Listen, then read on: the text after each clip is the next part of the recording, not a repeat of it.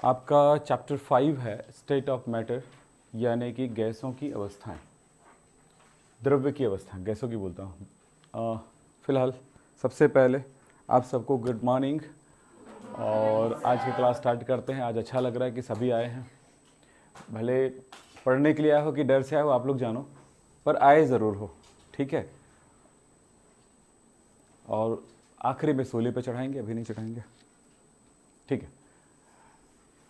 शुरुआत करते हैं आज की क्लास से। आज की क्लास में हम पढ़ेंगे द्रव्य की अवस्थाएं, स्टेट ऑफ मैटर। पदार्थ की 3 अवस्थाएं होती हैं, आपको पता होगा। ये अलग बात है, कुछ लोग बोलते हैं कि चौथी अवस्था भी होती है, प्लाज्मा। यार प्रकृति की बात है कि जिस जगह पे हम सर्वाइव करते हैं उसमें 3 अवस्थाएं ही नज़र आता है। कोई भी पदार्थ, हम अगर H2O की बात करते हैं यानी पानी की बात करते हैं तो पानी तीनों अवस्था में हम जानते हैं। पानी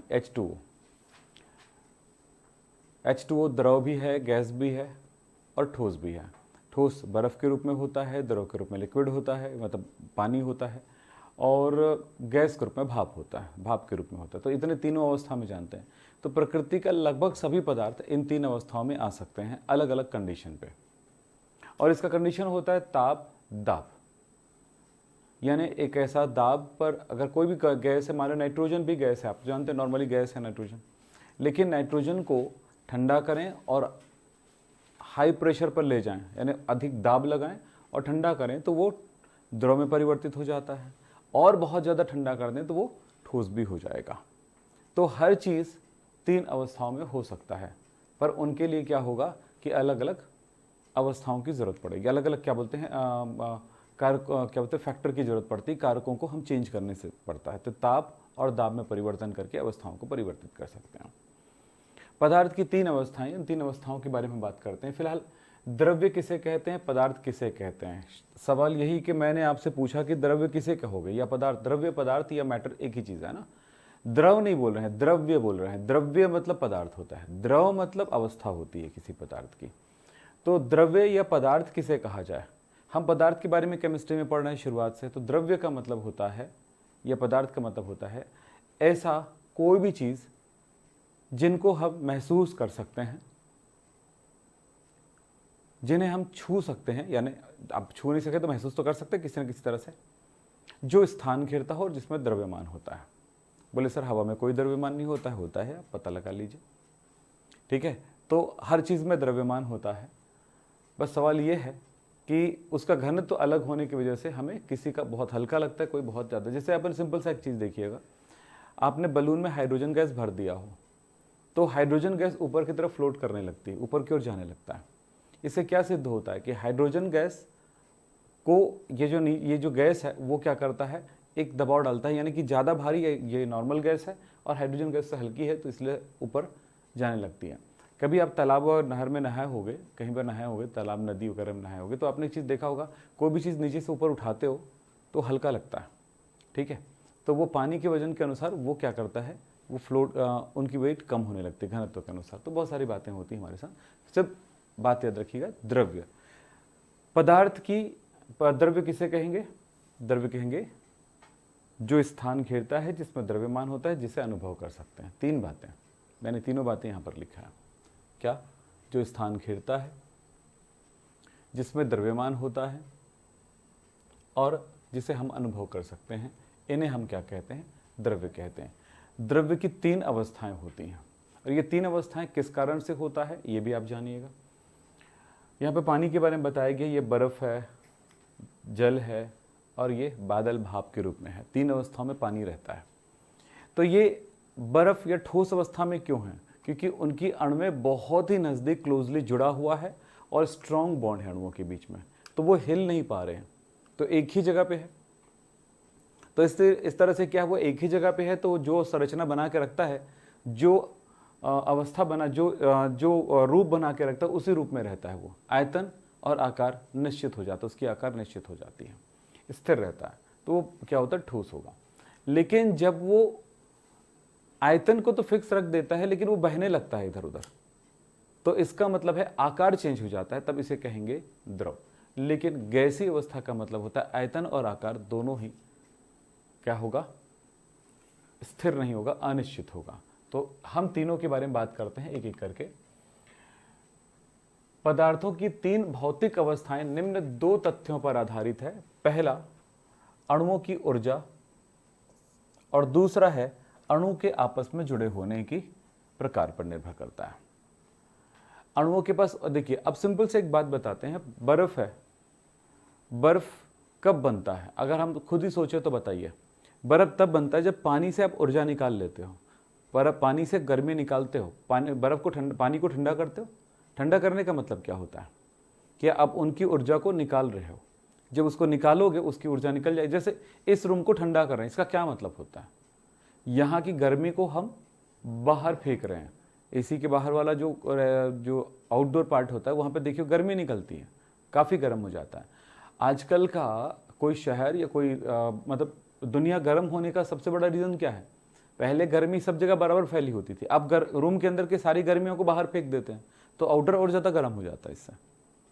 ठीक है, तो अब समझ रहे होगे क्या हो रहा है। तो गर्मी को हम बाहर निकाल रहे हैं, यहाँ की गर्मी मतलब ऊर्जा, ऊष्मा को बाहर निकाल रहे हैं। और गर्म करने का मतलब क्या हुआ? हम गर्मी दे रहे हैं, यानी उसको ऊष्मा दे रहे हैं।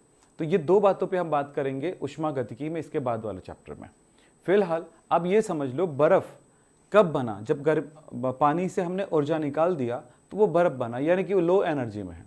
ठोस अवस्था में कोई पदार्थ तब रहता है जब उसकी एनर्जी लो होती है। जब उसको ऊर्जा दे दी जाए, थोड़ा गर्म करेंगे तो पानी बन जाएगा, मतलब उसकी एनर्जी बढ़ गई है। और गैसीय अवस्था में और ज़्यादा एनर्जी है। अब सोचो यहाँ पे कि पानी ज़मीन में पड़ा हुआ है, उसके ऊपर सूरज की रोशनी पड़ती, भाप बनता, उड़ता है, तो वो ऊर्जा लिया, भाप में कन्वर्ट हो गया, ऊपर चला गया। कोई भी जिसकी, अब क्या हुआ बताओ? इसकी एनर्जी ज़्यादा हो गई, ऊपर चला गया, एनर्जी ज़्यादा हो गई, ऊपर चला गया। ठीक है, अब जैसे उसकी एनर्जी कम होगी वो नीचे गिरेगा। अब वो पहाड़ों में रुक गया है, तब स्थिति में क्या? उस पानी में अभी भी ऊर्जा है, क्योंकि आप जानते हो झील में भरा हुआ पानी में से हम कभी भी बिजली नहीं बना सकते हैं, क्योंकि उसकी एनर्जी कम है। लेकिन किससे बना सकते हो? जो पहाड़ में है पानी या झीलों ऊपर स्थिति में है, उनसे पानी नीचे गिरा करके हम पानी बना सकते हैं, बिजली बना सकते हैं।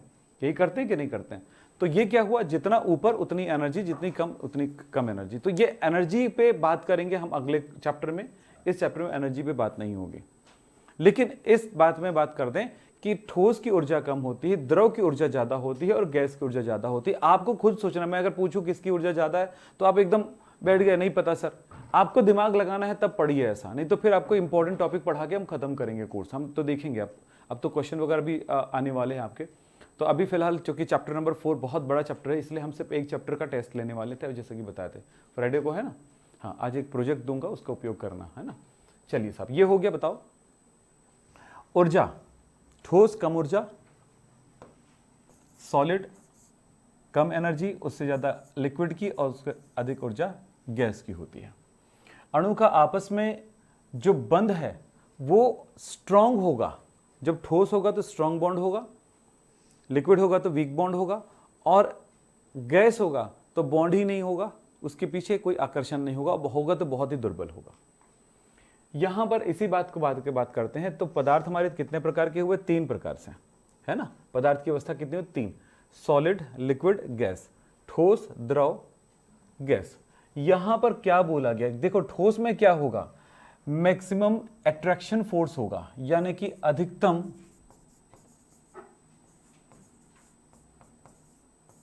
आकर्षण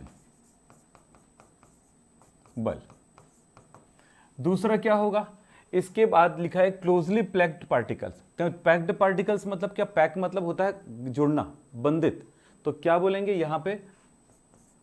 आकर्षण उच्च है तो आपस में क्या नजदीकी से जुड़ा रहेगा।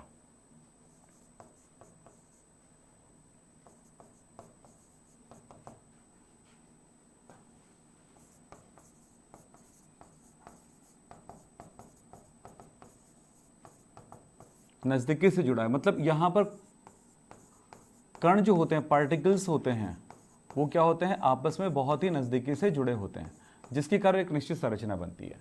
सेकंड में क्या होता है? यहां पर अगर लिक्विड की बात करते हैं तो यहां पर इंटरमॉलिक्यूलर फोर्स कैसा रहता है? लेजर रहता है ना, कम होता है। तो यहां पर कहेंगे कम आकर्षण।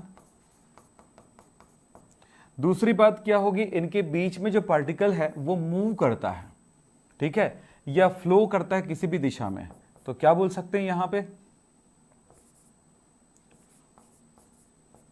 अणुओं, या यहां पे कण शब्द लगा देता हूं, कणों की गति होती है। तो ये एक दूसरे के आकर्षण में तो है, परंतु थोड़ी दूरी पर है तो ये गतिशील रहता है। लेकिन जब हम बात करते हैं यहां पर मिनिमम अट्रैक्शन फोर्स, यानी कि बहुत ही कम, निम्नतम आकर्षण, तो निम्नतम आकर्षण का मतलब क्या हुआ कि उनके बीच आकर्षण नहीं होगा, तब ये किसी भी दिशा में गो कर सकता, मतलब मूव कर सकता है, फ्लो कर सकता है, तो ये क्या होगा, आकर्षण ही नहीं है, या है भी तो इतना है कि उसको हम नगण्य मान सकते हैं, तब ये क्या हो सकता है, ये अणु, यहां पर अणुओं में अधिकतम गति, या इधर उधर ये गति करते रहती, तो ये इनके अणुओं के बीच में आकर्षण बिल्कुल नहीं है, और है भी तो वो बहुत कम है, और ये अणु एक दूसरे से टकराती हैं तो दूर जाने की कोशिश होते रहती है। तो इस तरह की घटनाएं इसमें देखने को मिलता है। तो तीनों के बारे में बात चला। अब बात करते हैं गैस, यही सब बारे में बात करते हैं। तो यहाँ पर इसका सबसे गैस अवस्था की क्या विशेषता होती है कि आकार और आकृति, आयतन, आकार और आयतन अनिश्चित होता है, निश्चित नहीं होता है। बाकी चीजें, एग्जाम्पल तो आप जानते ही हैं।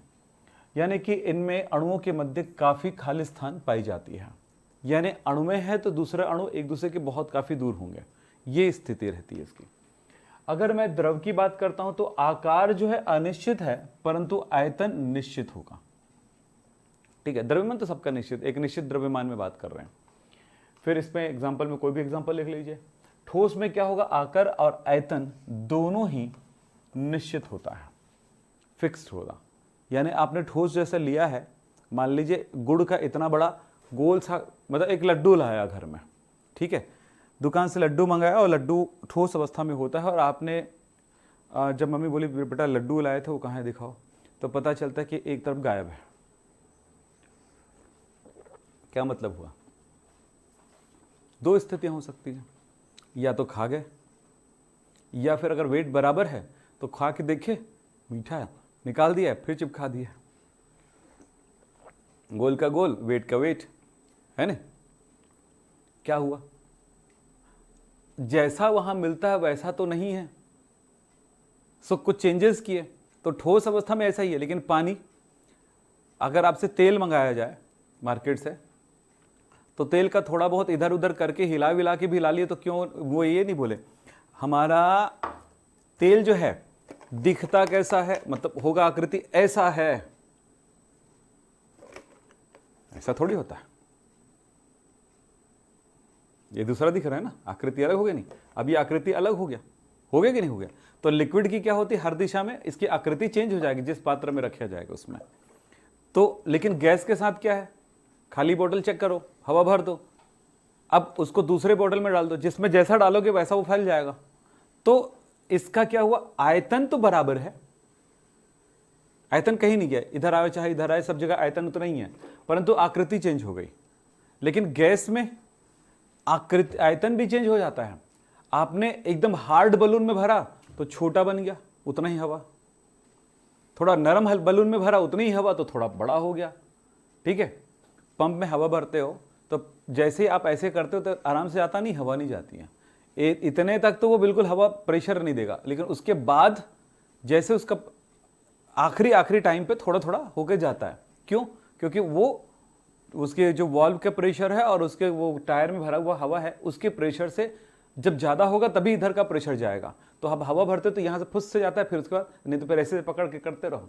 एक लड़की थी कॉलेज के, हमारे स्कूल में पढ़ रहे थे, तो हवा, अब वो पता है हमें, वो हम लोग इधर से गुजर रहे थे, तो बोले, वो दुकान वाले ने बोला, मतलब भैया हवा भर दो। बोले तुम नहीं भर सकते, भरो। दुकान वाले ने ये कह दिया, मतलब साइकिल रिपेयर वाले ने। अब वो ऐसे ऐसे कर रही है, लगा ली है, हम लोग देख रहे हैं बैठे, मतलब जा रहे थे ऐसे दूर से आ रहे थे, तो बोले ये गधी है यार सचमुच में, लड़के ऐसे नहीं करते कभी, है ना। तो हम लोग गए, फिर भर दिए। ये क्या है, ये हवा जा रहा है? नहीं, जा ही नहीं रहा है भैया। अच्छा ठीक है, नहीं भैया बोलते ठीक है। हम भी नहीं चाहते थे कि वो कुछ और बोले, तो वो नहीं जा रहा, तो बोले हवा जल कहाँ डाल रहे हो, हम तो कर रहे हैं इतने देर से, इतने ऐसे ही, आप बहुत देर से कर रहे हैं ऐसे करके। तो ये है। अब वो दुकान वाला भी मजा ले रहा था उसका, समझ रहे हो ना। आजकल तुम लोग क्या करते हो दुकान में, बताओ 5 रुपये ले हवा डाल, ऐसे बोलते हो नहीं? कितना लेते हैं? 5 रुपया। हम लोग को कितना, 20 दूनी 40, 20 या 40 रुपये लेते हैं हम लोग। शायद आदमी देख के पैसा लेता होगा ना। चलो ठीक है, पहले 5 पैसा लेता था, फिर 10 पैसा हुआ, फिर 25 पैसा हुआ, फिर 50 पैसा हुआ। लेकिन हम नहीं जानते जब 5 पैसा लेते थे तो हम लोग 25 पैसे से जानते हैं, 25 या 50 पैसे से। पहले फोकट में भरते थे ऐसे। चलिए, यहां पर अंतराणुक बल, इंटरैक्शन फोर्स, इसको थोड़ा ध्यान से सुनिएगा बेटा ना।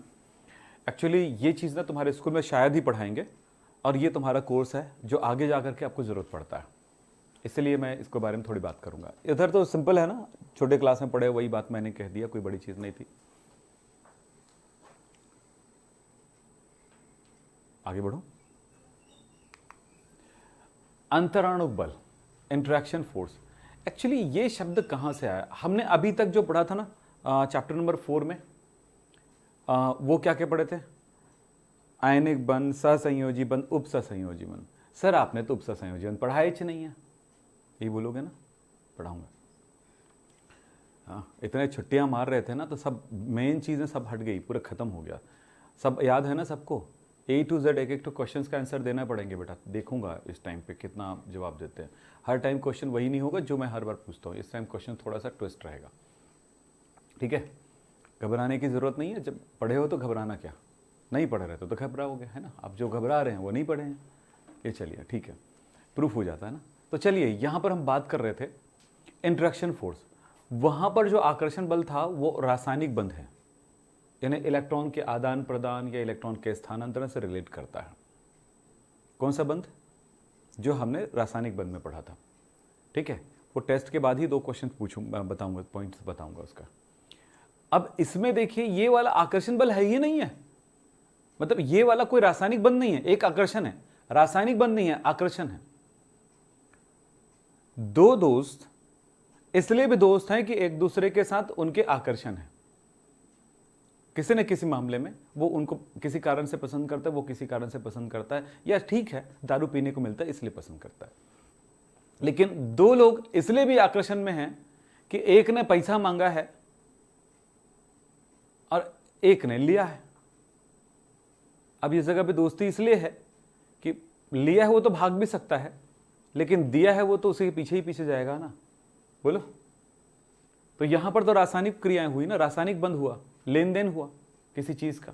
तो जहां पर किसी चीज का लेन देन हो या किसी चीज की साझेदारी होती, वो वाला आकर्षण वो रासायनिक बंध है। लेकिन यहां पर ऐसा कोई आकर्षण नहीं होता, इसका आकर्षण दूसरे तरह के हैं, ठीक है? तो फिलहाल अपन बात करते हैं अणुओं के बीच की बात।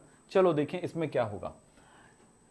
देखो लिखा हुआ है, पदार्थ में 2 प्रकार का आकर्षण बल होता है। एक होता है प्राथमिक बल, प्राइमरी फोर्स, अंतः आणविक बल यानी आपस में, और दूसरा होता है अंतर आणविक बल। अंतः आणविक बल माने अणु जो है अपने स्वयं से जुड़ता है, उसको अंतः आणविक बल कहते हैं। अणु का एक भाग दूसरे से, मैं आप, मेरा हाथ है, मैं ऐसे पकड़ा हूं, ऐसे मस्त पकड़ के बैठा खड़ा हूं, है ना?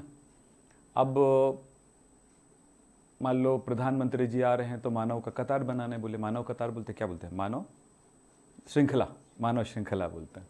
तो बनाओ ऐसे, एक हाथ जोड़ लो और उसकी स्वागत करो। मैं बोलता मेरा हाथ तो खुद में ही बिजी है यार, तेरा हाथ नहीं पकड़ने का। अब क्या होगा? अगर आदमी अपने अपने हाथ पकड़ ले तो कहीं भी जा सकता है इधर उधर, और ऐसे पकड़ ले तो एक दूसरे को पकड़ के रख लिया है ना? सही है। और अगर बांध दिया रस्सी से एक दूसरे को, और चाहे तो पहले वाले को खींचे तो हम भी खींचे, सही है नहीं? पहले वाले को खींच के बुलडोजर ले जा रहा है, ले जा, हमको कोई फर्क नहीं पड़ता, अभी तेरी बारी आने वाली है तो भी खींचाएगा, है ना? लेकिन अगर ऐसे ऐसे रहें तो पहले वाला बुलडोजर ले गया, मेरी बहुत बारी है, हो सकता है बुलडोजर थक जाए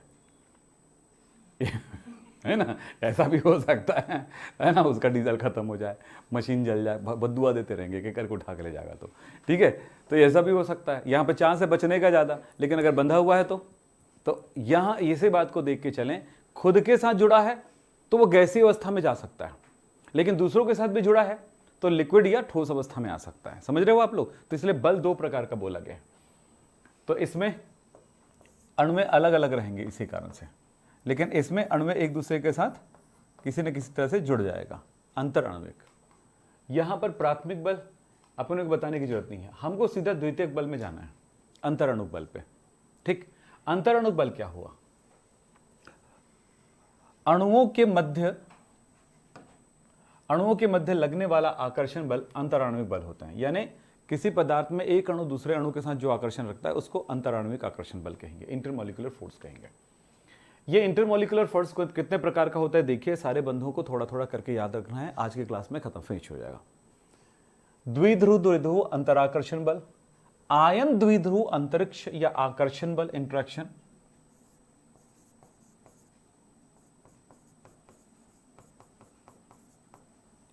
अगला है आयन प्रेरित द्विध्रुव आकर्षण। ये अंतराकर्षण को अंतरिक्ष कैसे लिख दिया? अंतराकर्षण लिख दीजिएगा। द्विध्रुव प्रेरित द्विध्रुव अंतराकर्षण, ताक्षणिक द्विध्रुव अंतराकर्षण और हाइड्रोजन बंध। हाइड्रोजन बंध को जानते हो आप लोग, ठीक है? अब इसके ऊपर जानते हो ना, पढ़ाया था ना, हाँ कि ना? कितने लोग पढ़े थे उस दिन? हाइड्रोजन बंध पढ़ाए कि नहीं पढ़ाए? अरे हाँ कि ना? नहीं पढ़ाए? तो नोट कर लो 3 शब्द। एक उपसंयोजी बंध, बेटा पढ़ोगे तब तो बताओगे क्या छूट रहा है क्या छोड़ रहे हैं। उपसंयोजी बंध, हाइड्रोजन बंध और फजन्स का नियम। ये 3 शब्द याद रखना, तीनों को पढ़ेंगे।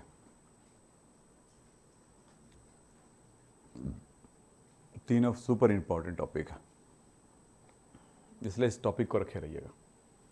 चलिए, सबसे पहले हम बात करेंगे द्विध्रुव अंतराकर्षण बल। मेरी बात समझो, ये पढ़ते रहिएगा, मैं आपको काम की बात बताता हूं। द्विध्रुव का मतलब होता है जिसमें 2 ध्रुव होते हैं। मैंने बताया था जब ध्रुवण पढ़ाया था उस टाइम, द्विध्रुव क्या होते हैं, पढ़े हो कि नहीं? तो जो द्विध्रुव होते हैं, एक कोई अणु है जिसमें द्विध्रुव है, एक भाग पॉजिटिव एक भाग नेगेटिव। तो ऐसे कई अणु हैं जिसमें पॉजिटिव नेगेटिव भाग होगा, वो क्या करेगा?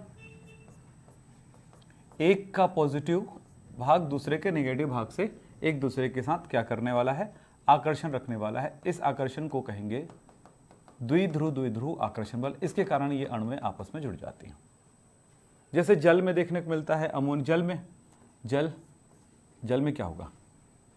ये जल है, ये लीजिए, आपको बताया था इसमें ध्रुवण होगा तो इलेक्ट्रॉन इस तरफ चला जाएगा, तो ये वाला भाग आंशिक रूप से नेगेटिव और ये वाला भाग आंशिक रूप से पॉजिटिव हो जाएगा। तो अणु का एक हिस्सा नेगेटिव, एक हिस्सा कुछ पॉजिटिव है, जिसकी वजह से क्या होने वाला है कि एक अणु दूसरे अणु के साथ आकर्षण कर लेगा। जैसे आप जानते हो चुंबक में द्विध्रुव होते हैं, एन और साउथ, क्या बताए, नॉर्थ साउथ। तो north pole and south pole, north pole south pole को आकर्षित करती है। बहुत सारे मैं चुंबकों को एक जगह ला दूं तो क्या होगा? हर कोई एक दूसरे के साथ, नॉर्थ के साथ साउथ, साउथ के साथ नॉर्थ, ऐसे जुड़ा हुआ मिलेगा सब कुछ, ठीक है? तो ये आकर्षण बल क्या हुआ? एक दूसरे को चिपकाने का, एक दूसरे को जोड़ने का बल हुआ। तो वही बात होती है अणुओं में, तो जिनमें द्विध्रुव होता है। तो द्विध्रुव पढ़ ली हो, जैसे HF में देखने को मिलेगा, HF में भी यही देखने को मिलता है। बोलो, ये आंशिक रूप से नेगेटिव, आंशिक रूप से पॉजिटिव।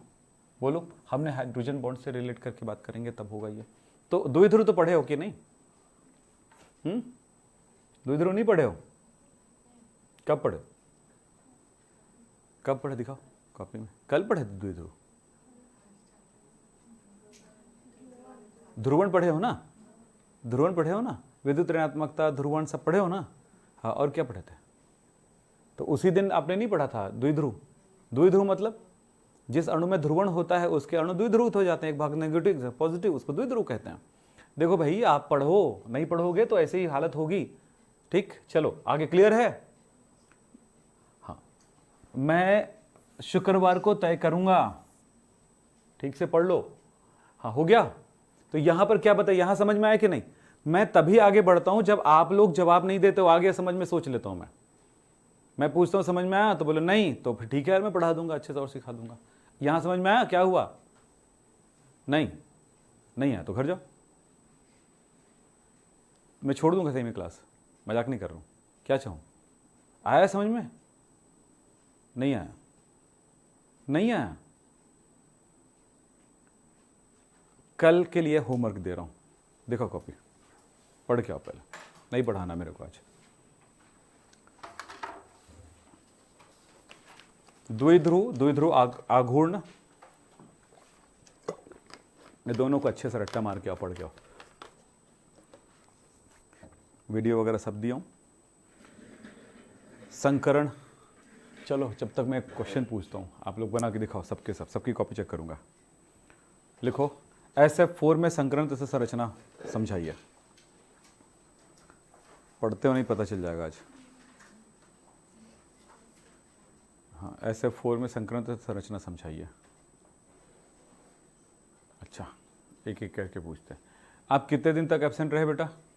हेलो, हाँ, खड़े हो क्या? आराम से मत बैठो ताकि थोड़ा सा लगे कि तुम बता रहे हो। हाँ, रेगुलर 3 दिन। बीच में इस चैप्टर के कितने दिन तक एब्सेंट रहे? इस चैप्टर के पूरा 4 लेक्चर।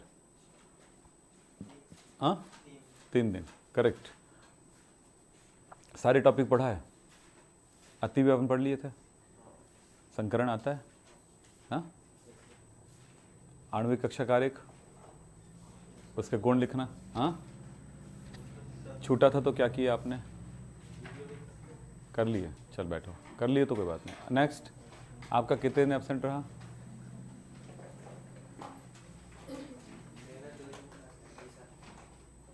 नहीं, इस हफ्ते का क्या होता है?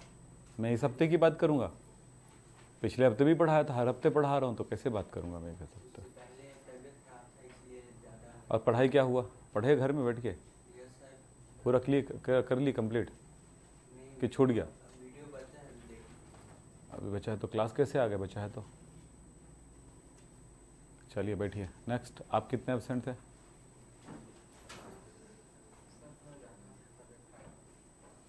पढ़े घर में पूरी कंप्लीट? ये क्वेश्चन तो बन जाना चाहिए, MOT वगैरह। ठीक है, चलो ठीक है।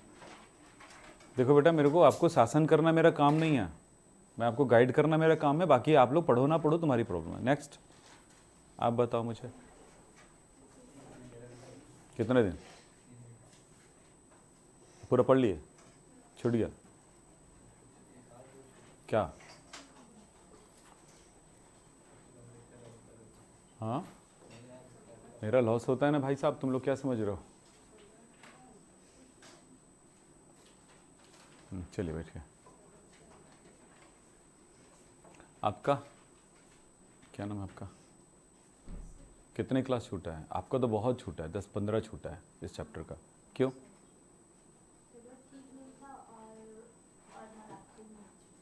और रात्रि में क्या किया?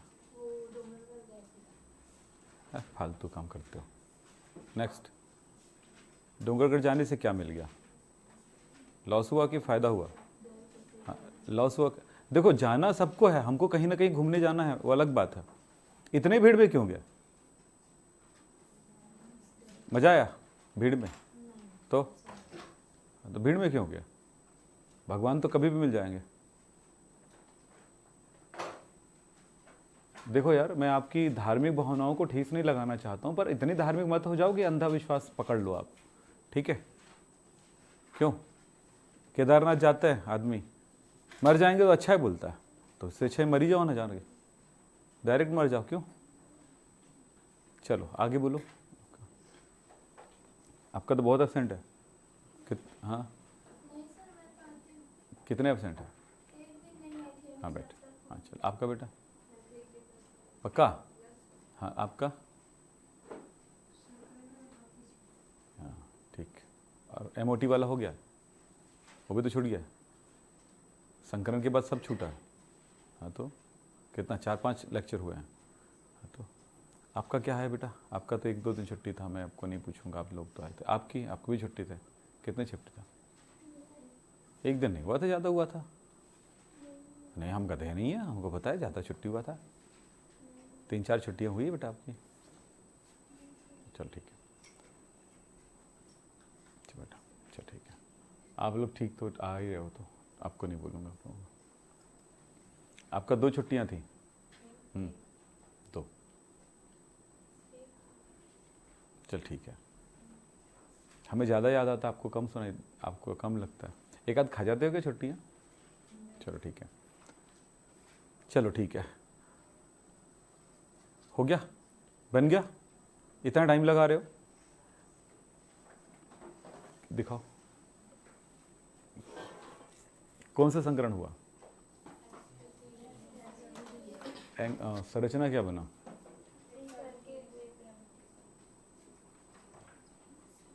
नहीं बनेगा।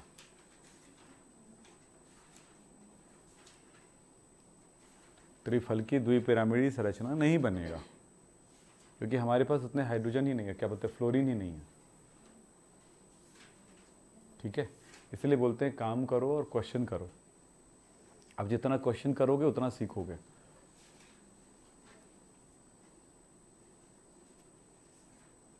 हर बार कुछ नया सीखने को मिलता है। कितने बजे सोते हैं आप लोग?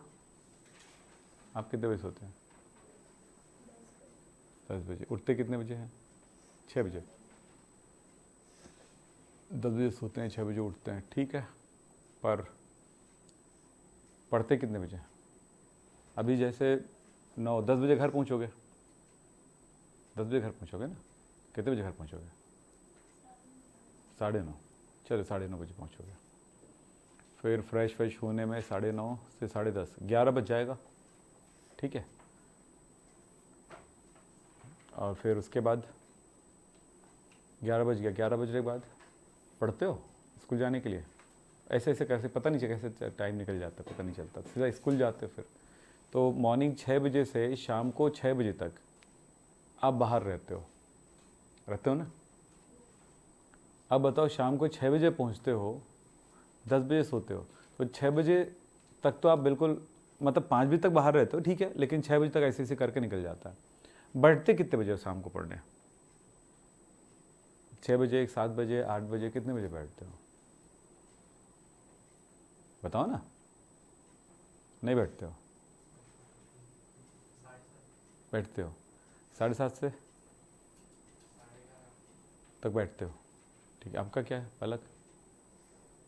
7:30 से 6:30 से कितने बजे तक? 9:30। 3 घंटा कम है। सेल्फ स्टडी ज़्यादा चाहिए। सुबह और शाम को ज़्यादा टाइम निकालना आप लोगों को, कम है। अगर स्कूल में सारे लेक्चर्स हो रहे हैं, ट्यूशन में सारे लेक्चर हो रहे हैं, तो सबको करना होता है। आपकी सेल्फ स्टडी ज़्यादा होनी चाहिए। चलिए, हो गया क्या?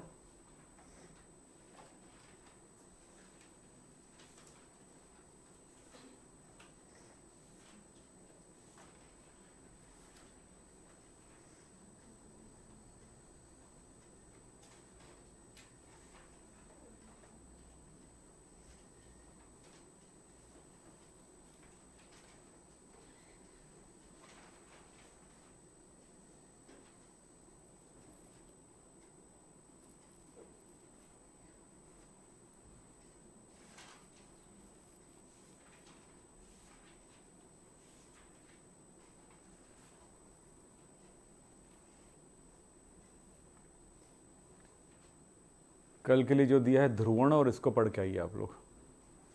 विद्युत ऋणात्मकता भी लिख लो, विद्युत ऋणात्मक, ध्रुवण, द्विध्रुव। कल आप कवर करेंगे इसको। कल ये पढ़ के आओ और मुझे बताना ध्रुवण क्या है, द्विध्रुव क्या है,